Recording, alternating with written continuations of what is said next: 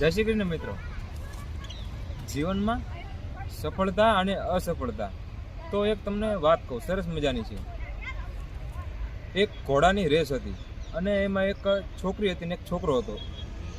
જે સ્થળથી ઘોડાની રેસ ચાલુ થવાની હતી ત્યાંથી ચાલુ થઈ અને એવું હતું કે ઘોડાની રેસ જ્યાં ઝંડો છે ત્યાં પૂરી થાય ને ત્યાંથી એક મંદિર હતું મહાદેવનું.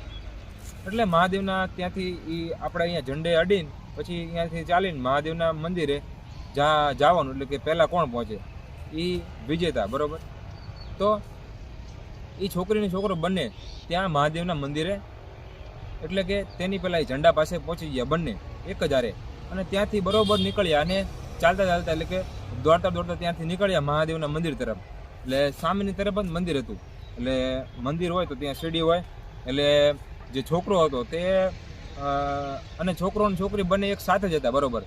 પણ છોકરી છે પાછળ રહી જઈને છોકરો ડાયરેક્ટ સીડી ચડીને ડાયરેક્ટ ઉપર ચડી ગયો અને મંદિર પાસે પહોંચી ગયો. ત્યાં ઘંટણી પહેલાં વગાડી નાખી અને પાછળથી છોકરી આવી અને તેને પણ આવીને ઘંટડી વગાડી.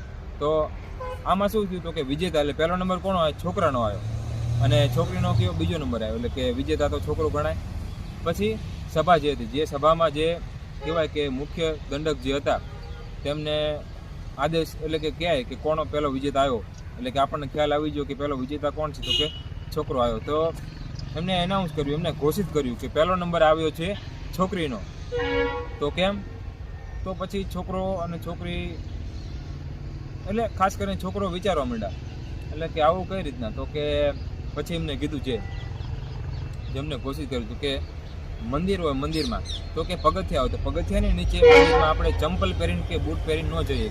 પગથિયાની નીચે ચંપલ કે બૂટ ઉતારવા પડે અને છોકરીએ ચંપલ બૂટ ઉતારીને શાંતિથી ઉપર સીડી ઉપર ચડી અને પછી છોકરો ડાયરેક્ટ પગથિયા ઉપર બૂટ પહેરીને ચડી ગયો.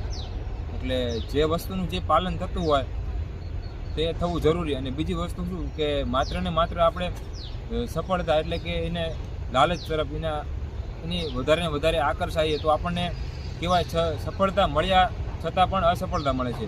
એટલે સાચી રીતના જે મુખ્ય દંડક ઘોષિત હતા તેમને ઘોષિત કર્યું અને વિજેતા છોકરી બની. તો આ વાત ઉપરથી એટલું જ કહેવા માગું છું કે જીવનમાં સફળ થવું મહત્ત્વનું છે પણ અને નથી પણ. કેમ કે તો કે જીવનમાં સફળ થવું પણ તમારા સિદ્ધાંત રૂપી, તમારા કર્મરૂપી, તમારા કર્તવ્ય રૂપી. અને જે કાંઈ પણ આપણે જેવી રીતના મંદિરનું જોયું, તો જે કાંઈ પણ ત્યાં હોય આપણે મંદિરને પગે લાગવા જઈ ચંપલને ઉતારીને, એ બધું જ જોતાં આપણે સફળતા, એટલે કે સફળતાને પ્રાપ્ત કરવાની છે. રાધે રાધે.